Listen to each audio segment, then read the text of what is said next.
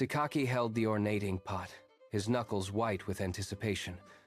He stepped into the royal court, the gold-leafed vessel gleaming in the sunlight.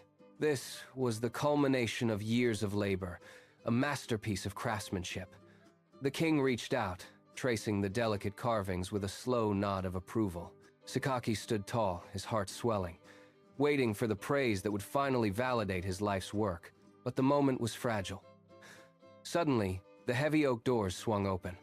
A scholar strode in, his robes rustling with an air of undeniable authority. Without a word, the king dropped the inkpot onto the table.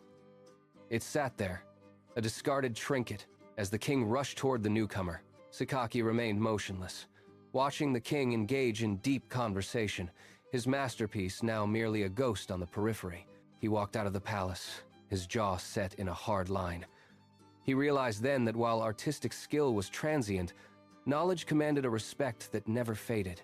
He marched to the local school, his graying hair contrasting sharply with the young boys sitting on the floor. For months, he sat among the children. His hands, once steady with a chisel, now trembled as he struggled with the simple curves of the alphabet. His mind, accustomed to the weight of the hammer, fought desperately against the abstract concepts of jurisprudence. He was a giant trying to weave silk with calloused fingers, yet he refused to turn back, driven by the sting of the king's indifference. One afternoon, the teacher pointed to a text. "The skin of a dog becomes clean after tanning," he stated. "Why?" Sakaki repeated the phrase until his lips grew numb, memorizing the sounds, but not the soul of the words. When the examination came, he stood before the class, his pulse racing. He looked the teacher in the eye and declared with confidence, "The dog believes the skin of the teacher becomes clean after tanning." The silence lasted only a second before the room erupted in cruel, jagged laughter. The scholars mocked him, their voices ringing in his ears. Sakaki dropped his book, the thud echoing his own heartbeat, and fled from the room into the wild, unable to face the mirror of his own inadequacy. He hiked until he reached a desolate mountain pass, his breath ragged and his spirit broken. He slumped against a granite cliff, ready to surrender. Then, a rhythmic sound caught his attention. Drip, drip, drip.